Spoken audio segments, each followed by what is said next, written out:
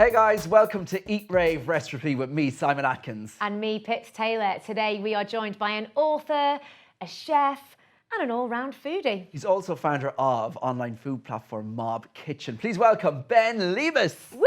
How's it going, buddy? Yay, oh, we're cheering for you. Yeah, we're You know what? cheering. We're so excited to have you on because Thank you we're so much. massive foodies. And you've just brought out a cookbook, Yes. among loads of other things. Yeah, so it is. It's publishing on the 4th of July, and it is our vegetarian cookbook. Follows after our first cookbook, which was just lots of meat recipes. Now we're focusing veggies, 60 recipes, all feeding four for under a tenner. So yeah, super exciting. It is such a brilliant concept that you've come up with in terms of like feeding four for under a tenner. But where did the Mob Kitchen start? So I was at university and I've always been a real foodie. My dad ran an Italian restaurant for 15 years. So cooking pasta dishes and salads at the weekends was something I always did and felt comfortable with. And when I got to university, I quickly saw that lots of my mates didn't share that same comfort in the kitchen. They were cooking pesto pasta and bacon sarnies 5 nights a week. Yeah, and probably Actually, stuff it was that's depressing. like not healthy for Yeah. you. Yeah. That has none of your 5 a day. Pasta's Pot great for you. noodles, Yeah. Yeah, I wanted to create a platform that students and young professionals felt was, their own. I basically wanted to create some video content that would be captivating and exciting and launch the channel in October 2016. And it's done so well. It's been going for 2.5 years, but you guys are now in your own studios. What kind of recipes can we expect from this book and just, and your favorite stuff to cook? It's like realistic, good, healthy-ish foods. Lots of gnocchis, delicious gnocchis, bakes. She loves a gnocchi. Yeah. Parmesanas. We do lots of nice pastas, even though we were quite careful at the beginning to, not overrun the channel with pasta because we wanted to show students that, they could get creative and get cooking without having to put pasta in every single meal. We're really upping our vegetarian and vegan output, so students and young professionals feel that they've got lots of options if they want to give it a go. A lot of people don't know how to cook and they No. don't even know where to start. Exactly, and that that idea exactly of group of guys coming together at the end of the day, sharing a meal, talking about the ups and downs of the day. It's so important. Yeah. And hopefully what we try and do with Mob is equip them with recipes that allows them to do that. You guys started off 2.5 years and you guys seem to be doing so much. How do you go about growing a business like that? Is it like really quite hard at the beginning and what was the process like behind it for you guys? Oh my God, at the beginning it was impossible. I very naively thought after we shot the first 20 videos in one batch and I thought if I upload these, they're genius. If I upload these, we're going to have 1 million followers overnight, which obviously wasn't the case. So I uploaded them, and we had about, my friends were amazing spreading the words. A small following grew around, 5,000 people. So I had to try all of these ridiculous ways to get the word out there. What's the most ridiculous thing that you tried? I became a Deliveroo rider and was hiding Mob Kitchen flyers in pizza boxes. No I way. stood outside. That's quite Did they find cheeky. out? Who, Deliveroo? No, they didn't. We've actually partnered with them since. So. Yes, I love that. I used to stand successful. outside the local Sainsbury's handing people Mob Kitchen recipes, hoping that they'd go in and buy the ingredients and cook them. Messaged all my matches on Tinder asking if they'd check out the page. Not sure how much good that did. I love that. So yeah, I don't know. I literally tried everything, and then actually my best mate was working at I won't name the brand, but he was working at this food brand, and they have one of those media lists of like 700. This is really not GDPR. This is, like, oh yes, Yeah. this he is. sent me this one is of like- those media lists with like 700 email addresses of every food same. journalist in England, and I dumped an email on all of them saying, please write something on Mob Kitchen. And the Mail Online and the Evening Standard were like, yeah, we'll Did do a piece they? on you. Yeah. That's You so know what, mate? good. You gotta be a hustler. Yeah, You yeah, yeah. hustled. I am impressed You with the hustled. hustling skills. Yeah, you've got to do it though. You've got to try all those different ways, and because it really doesn't. Some people do get a lucky break, and they get one video that goes viral, and suddenly their account Yeah. will take off. That didn't happen to me. So But Just you have, hard graft, yeah, I and was gonna s- perseverance, yeah. and like what gets you yeah. gets you to stop. Do you practice what you preach? Do you kind of eat the meals and cook the meals God. that you are, kind of that are in your book and that you're telling kind of students to eat? official answer. If you spoke to my girlfriend about that, she'd definitely go against the official line. What I love making is like a really quick little like salads, maybe quick steamed salmon. In our first cookbook, my dad's speciality that he cooked for us when we were growing up was ginger and soy steamed salmon, which you just Yummy. whack it into a tray, cover it in tin foil, put it in the oven, and it's delicious and flaky and fragrant, and you know, it's very, very quick. So I love, you know, super quick, easy recipes to put together. And when you're knackered at the end of the day and you've been cooking all day, it's like, do you want to get back in the kitchen? Exactly. Well, I know it's really difficult, and for me personally, you know, if I've been in the kitchen all day, maybe not. But you know, I think definitely if you've been working in the library, you've been cooped up in the office all day, it is quite nice to get back and get some tunes on, and you know, get your mates into the kitchen and cook a nice dish. No, it's just that's not my vibe. It's totally mine. That's your the thing. vibe is to, like, after a busy day, to go home and cook. My vibe is to like go home, be able to have something that's delicious and nutritious, but I don't need a lot of time and don't put a lot of time and effort into it. Okay. And then I can like just chill out for the rest of the evening. Well, what would I be cooking? What should I be cooking that's easy but delicious? Well, this is. Well, the publisher will forgive me. I've just signed down on another book deal, and the title of the book is going to be 12-minute dinners. And we're in the process of testing the recipes. If me and the team can't cook them in under 10 minutes, we're not going to put them in the book. So we really want to stick true to that title. I know, again, as much as I love Jamie, I know a lot of kind of common feedback with his 15-minute meals and 30-minute meals, everyone was like, there's no way. You can do it in. I cooked a lot of those, and they do take much longer, because also you've got everything there that's already prepped to just chuck in. But surely exactly. Actually, I find it a bit of a slog doing all the chopping, and like I really enjoy the creative side. And I basically take a recipe and sort of like, you know, take it as guidance. Whereas like my other half will follow it as I'm off-piste, and I'm always off menu, off-piste, and he's even when like you're ordering in a restaurant, you are like literally, she's never on-piste with food.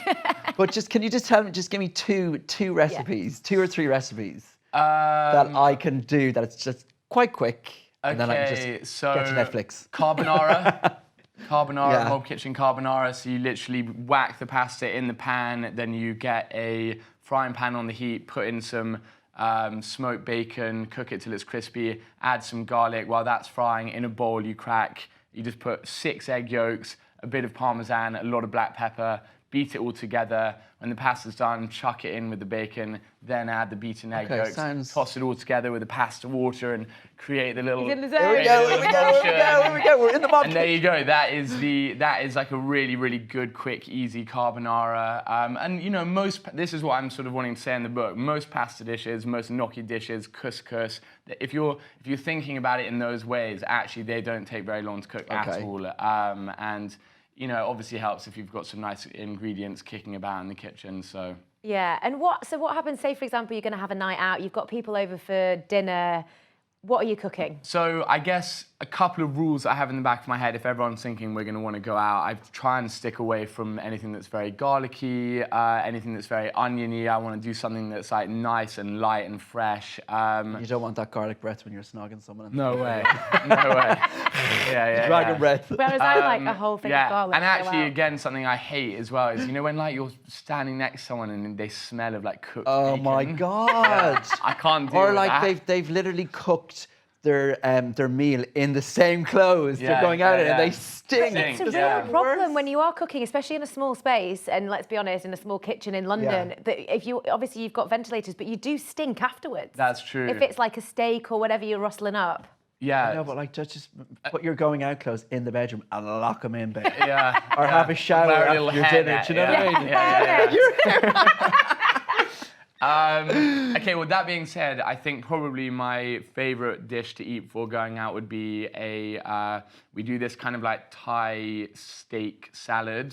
So you just grill a steak really lightly on either side. You could maybe whack it in the oven to get rid of the smell if you're really that conscious about it. But anyway, you grill it for a couple of minutes on either side so it's nice and medium rare. Slice it up, add it into a bowl with some watermelon, some sliced peppers, some normal kind of like romaine lettuce, and then the dressing is key. You need, and some cucumber as well. And in the dressing, you need olive oil, sesame oil, fish sauce. This is the Thai bit comes in, exactly. Some ginger, lots of lime juice.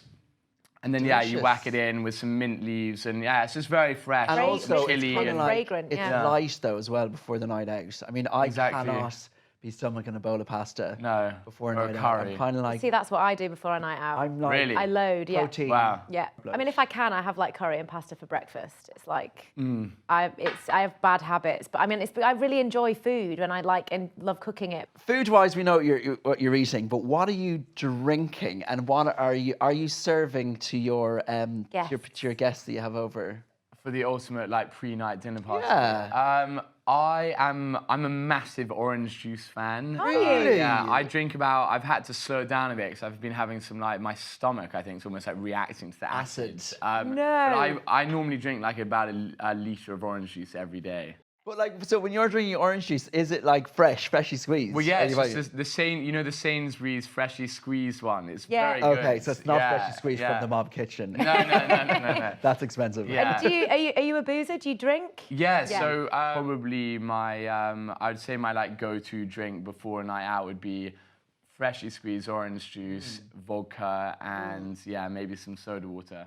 So soda water. So kind of like a screwdriver, but fizzy. Oh right. I would never have thought to put orange juice in any of my cocktails. Really? And when you're like cooking or, when you're like sort of in the kitchen, do you ever have a little bit of a kitchen rave?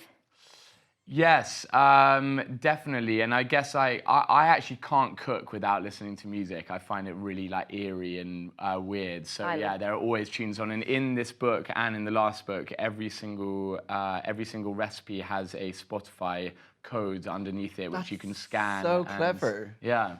At the beginning of the channel, when we first launched it, we needed to find music for our videos, and I asked friends who were in bands if we could use their tracks, and they said yes. And the videos with music from bands and musicians did really, really well. And I think maybe tapped into something where people could kind of relate with the dish more and kind of imagine themselves cooking it. I don't know, that's what I like to think. And so, we kind of carried on, teaming up with different bands and musicians, and that's a massive part of the platform. We're constantly reaching out to bands and musicians. We're kind of in constant talks with management companies and, record labels who send us their new up-and-coming acts and say, can we use it? And what comes first? Is it always the recipe and then the music? Or do sometimes you listen to a song and you're like, hang on a minute, this needs a recipe? Yeah. I would say probably the recipe, but, definitely, when we're listening to music in the studio, it gets us all kind of riled up and going. And so, probably gets the creative juices flowing. I'm just trying to think what kind of music I would like to listen to with like a spag ball. Is it like deep house? No, or is it more like like Miles Davis? I was going to say, or like soul, or like some kind of like old, like some soul. Okay, and what about like a nice fresh salad, chicken salad? What are you listening to? Ooh. What are you listening to? Chicken salad sounds a bit boring to me. What is your idea of a great night out? Are you a clubber? Are you a raver? Or are you more kind of like a late bar? I mean, I love like going out. Techno's my... Really? Yes. Yes. We love a bit of techno here, don't we? I'm a massive techno head. Yeah, no, so I guess that's when I want to go like, Where are you going? I think, I don't know, well, when I was up in Edinburgh, Sub Club in Glasgow, they get some amazing techno acts. In summer, I go to Ibiza, I don't know, for the last few years with my mates, so a couple of big nights there. Yeah. DC10. Yeah, our DC10 Monday night. Yeah, it's a biggie. Beat it. It's the best. This is the situation, Ben. You're quite boozed up. Yeah. The nightclub, the bar, everything, it's all shut. You're on your way home. Do you get a dirty kebab? I'm a doner kebab fan. You are? Yeah. And actually, Mob does our very own homemade doner kebab. No way! Yeah. And it's actually very easy. You just make a kind of like big clump of spiced lamb mince and wrap it in some tin foil and whack it in the oven. And are you doing that after a night out? That's exactly. No. Like when you get in. Are you going to the kebab shop? You're like, all right, guys, gonna rustle up a Mob kitchen doner kebab at 5 o'clock in the morning. Definitely not. I am definitely buying one from the local Babby, but it is our most popular ever recipe, which I think says a lot about the English population. Absolutely. Is it easy to make? It is very easy to make. You just wrap it up and whack it in the oven, and then do the classic hacking it down. Hack it Nice down. little strips of doner. What are you eating the following day to make sure that you are comforting yourself and giving yourself a big hug as much as possible? Pasta's my ultimate comfort food. So a matriciana, which is just bacon, garlic, then a couple of tins of tomatoes, spaghetti or penne or whatever you've got lying around, lots of chili. I like having something spicy the day after, kind of sweat it out a bit. I love that that's your pasta go-to dish. Mine's exactly the same, but without the bacon. But I'm going to try the bacon. It's like just a normal really spicy tomato sauce. Yeah, nice. It's with loads of garlic and loads of cheese. It's like super stringy. Beautiful. And if you're not eating pasta, would you ever go for like a curry? Do you cook like Thais or Indians or anything like that? Yeah, we do. I get. I mean, we've got curry recipes. I mean, I'm not going to big up the mob recipes too much here, because I actually don't. I think it's very difficult to reach that level of curry that you get at an actual curry house at home. For some reason, it just never quite hits that mark. Yeah. Do you know what I mean? Speak for yourself, I do. Ben. Really? No, I do. I shouldn't be saying this. But I know exactly what you mean, because it never quite. there's just something missing. Yeah. Either like it doesn't have the right amount of spices, or like they use a bit too weak or something. They use ghee, which is clarified butter, and they use that in basically every single curry that you'll get at a restaurant. And you're obviously not cooking with ghee when you're at home. What else do you do to kind of look after yourself? On a hangover? On a hangover and sort of day to day? So on a hangover, if I can ever muster the energy, I will try and go to the gym or go for a run. Yes. Yeah. No. Thank you. And we're and also I know I definitely don't do that regularly. But if you can ever muster enough energy to just get out and go for a run, you feel so much better. Don't you? Yeah, Your endorphins are like flowing. I mean, you might puke along the way, but hey, you feel better. Yeah, but I can't deal with that. No, exactly. Do you kind of listen to music when you're hungover and you're like, feeling sorry for yourself? Yeah, lots. What kind of music? What's cheering you up? What's your hungover track list My guy that I'm obsessed with right now is called Flamingosis. Oh, have you ever heard of him? No. You don't know? No, I don't know. I thought you're the music curator. Yeah. Hey, this is like the first time that I do not know, but I'm also not going to be like, yeah, I know this. Yeah, I know. It is So what kind of sound? It's just like kind of like jazzy, but with like a nice beat. And he's quite a young guy, but he's got a big following. And we reached out to him recently and just sent him a DM and said, can we use your tracks in our food Sliding videos? into the DM. Slid in hard. And he came back to us and he was like, yeah, go for it. So I really, really like him. But in the gym, I love listening to something like, I love listening to just like hard techno when I'm running in the gym. It's so funny because I look at you and I do not see someone who is like a techno head. Really? So, yeah, it's great. I like it. It's good. It's great. What about during the week? So, I mean, obviously you guys sound like you're super hectic and you've got like loads going on. How are you making sure that you are kind of like properly looking after yourself? It was quite difficult when you start your own business. The kind of like cut-off point and start point of the day gets very, very blurred. Yeah. Especially for the first couple of years, I was really bad at that. So, I found myself at, 11 p.m. scrolling through Facebook and Instagram and, was always super switched on. Yeah. And it's hard to switch off, isn't it? Definitely. Quite bad for your mental health, though. Very, very bad, yeah.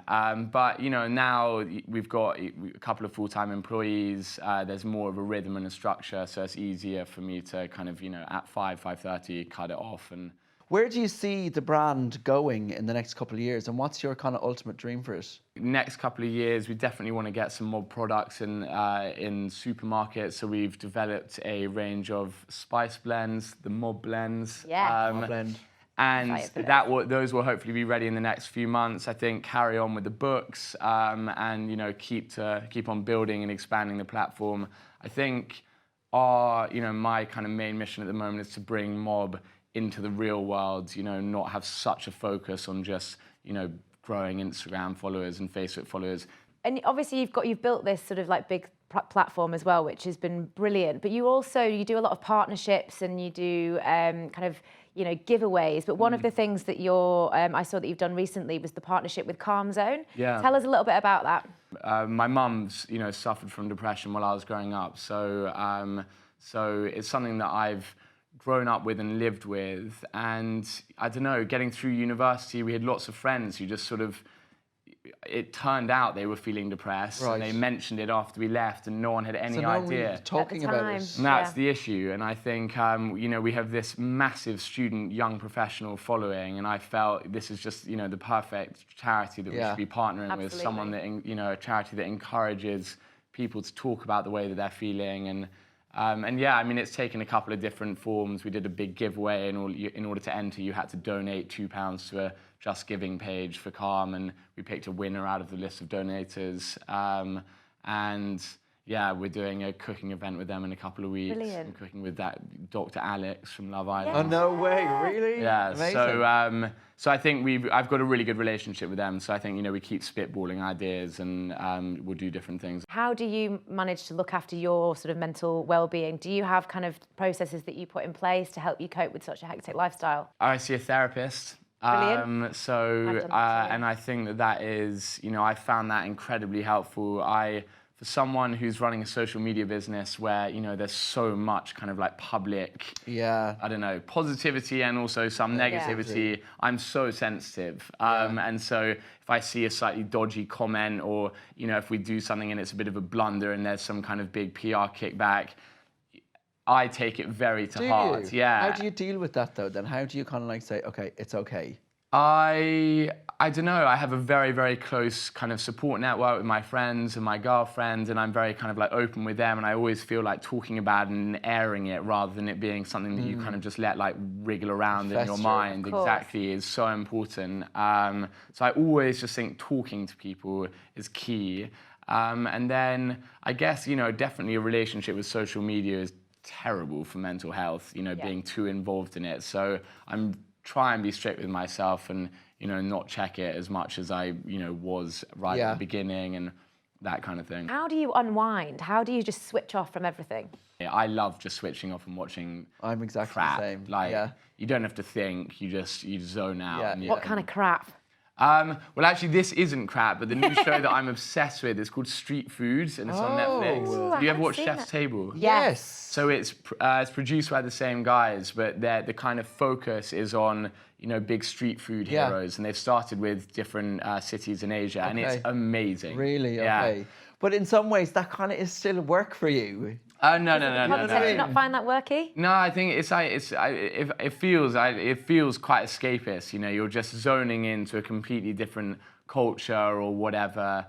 I do a lot of cooking, and obviously we've all got like a little bit of a store cupboard. If you haven't got anything in, you can't access any kind of food delivery service, what can you make literally out of nothing? But hang on, what's in the cupboard here? Yeah, okay, well, here we go. Right, well, let's give you some... I've got a dish that do we have like sweet corn, tuna, that kind of thing? Ew, no, because they're gross. Let's give you some... You're like... Let's give you some risotto rice, a manky stock cube. Pitch in with some stuff. Oh, some like gravy granules. Oh.